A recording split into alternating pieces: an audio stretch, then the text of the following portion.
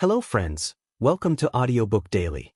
Today we'll talk about How to Own Your Own Mind by Napoleon Hill. Rohan wasn't failing at life, but he wasn't living it either. Every decision he made felt borrowed. Career choices shaped by expectations. Opinions influenced by social media. Confidence shaken by other people's words. One evening, after a long day of scrolling and overthinking, Rohan realized something unsettling. I don't own my thoughts, they own me. That silent realization marked the turning point, exactly the moment Napoleon Hill talks about in How to Own Your Own Mind. Because according to Hill, success doesn't begin with money, talent, or opportunity. It begins the moment you take full command of your own mind. 1. Your mind is your greatest asset or your greatest enemy.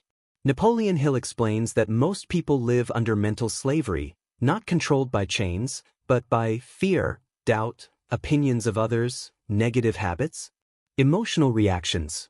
Owning your mind means choosing your thoughts intentionally instead of letting the world program them.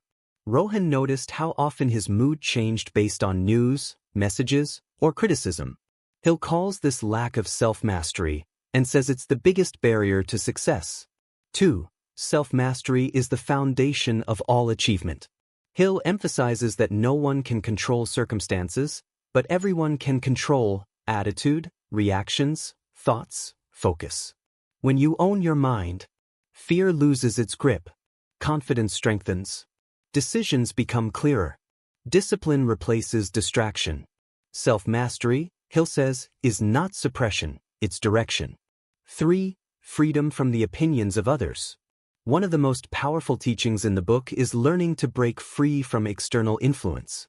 Hill warns that people unknowingly surrender their minds to society's expectations, family pressure, cultural conditioning, popular opinions.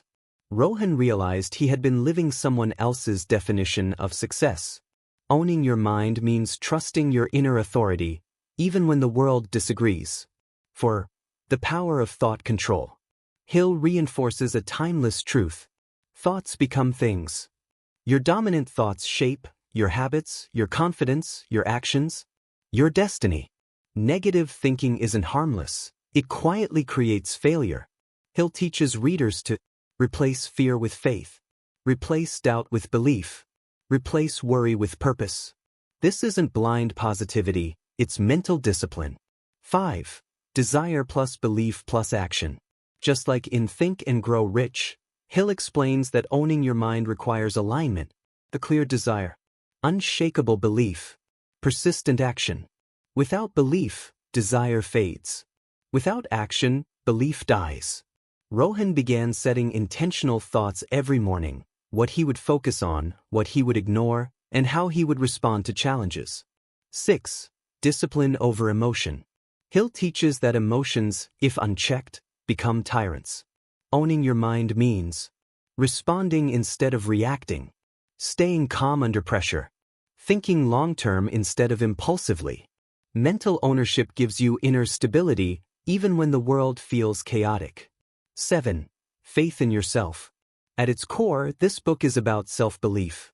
Hill reminds readers, no one will believe in you more than you believe in yourself. Faith is not hope. It's a decision to trust your inner power. Months later, Rohan hadn't changed jobs, hadn't moved cities, hadn't suddenly become rich, but something far more important had changed. His thoughts were no longer borrowed. His confidence no longer depended on approval. His mind finally felt his own. He realized success isn't about controlling life, it's about controlling yourself.